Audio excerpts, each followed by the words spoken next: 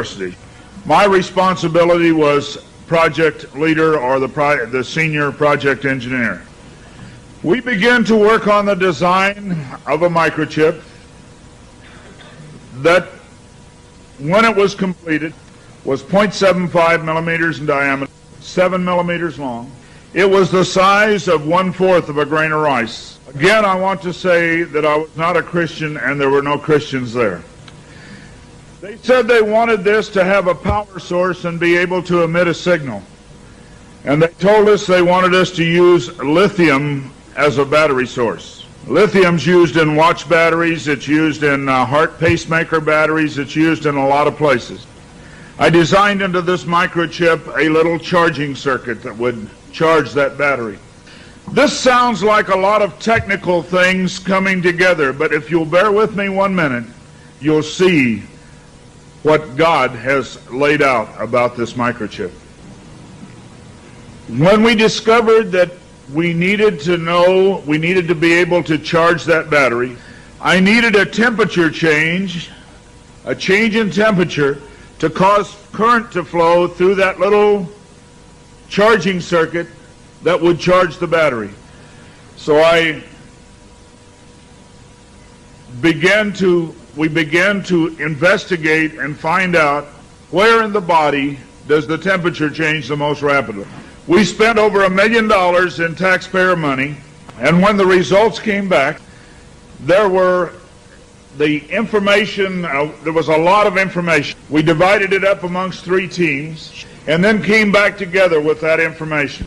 It was determined that there were 2 places in the body that were ideal for the microchip. One was just below the hairline on the forehead. Every mother checks their child's temperature right here. So we could have paid the mothers $1 million and saved. I never saw a mother check their child's temperature on their ankle. Always right here. The other place was the hand, the right hand preferred, because most people are right-handed.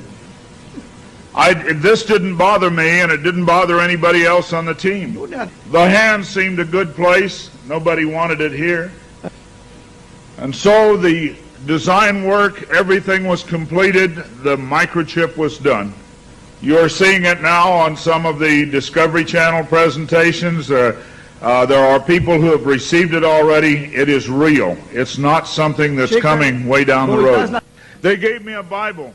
They told me not to read the book of Revelation. They said the book of Revelation is too hard to understand. So I waited, and I didn't read the book of Revelation for quite some time. Then one day I came to Revelation 13, verse 16. And he caused us all, both small and great, rich and poor, free and bond, to receive a mark in their right hand or in their forehead. I didn't like what I saw. I went back and looked up the word mark. I went to the Strong's Concordance, and I found that John had used 3 words for the word mark. Charagma, charicature, and charax. That was from the Greek. I looked at those words. They talked about a scratch or an etching. They talked about a lot of things.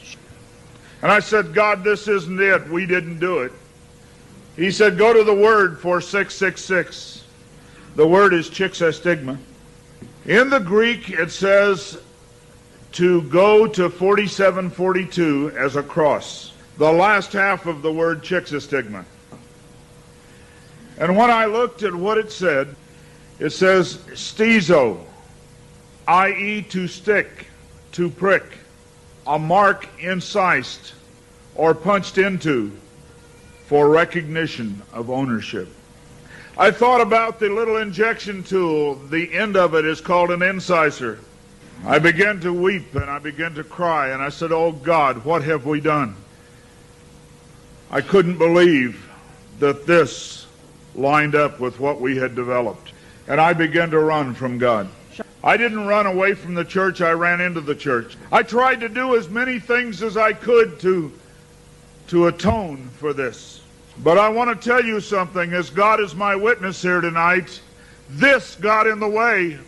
Money got in the way. I had beautiful homes overlooking the lake. I had all the things that I wanted. And I ran because of the money. My ability to go and get $250,000 in research money took me away from telling the message. I ran for many years. What I want to tell you is that this is real.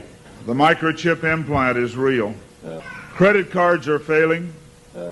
They can be counterfeited. The new smart card can be counterfeited. They can be stolen. They can be lost. All kinds of things can happen to a card. But you cannot lose your hand. Very quickly they're going to move to this being in the hand. And I tell you, as a Christian, you cannot take this. No matter what anybody says, God's Word says you cannot take it. No matter what they try to talk you into, God's Word says don't take it. In Revelation 14, verse 9, and the third angel followed them, saying with a loud voice, if any man worship the beast in his image, and receive his mark in his forehead or in his hand, the same shall drink of the wine of the wrath of God, which is poured out without mixture into the cup of his indignation, and he shall be tormented with fire and brimstone in the presence of the holy angels and in the presence of the Lamb. And the smoke of their torment ascendeth up forever and ever, and they have no rest day nor night, who worship the beast in his image, and whosoever receiveth the mark of his name. Here is the patience of the saints. Here are they that keep the commandments of God and the faith of Jesus. It's very simple. God's Word says do not take it. Today there have been over 15,000 babies that have been given the positive identification, the microchip.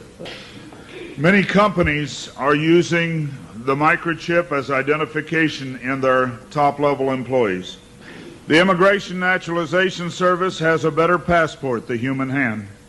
So many of these things are all around us.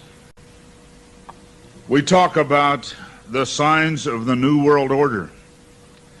God has spelled out in His Word just exactly what's going on today in the New World Order. Satan desires to have a one-world government. From the time he fell, he said, I want a one-world government.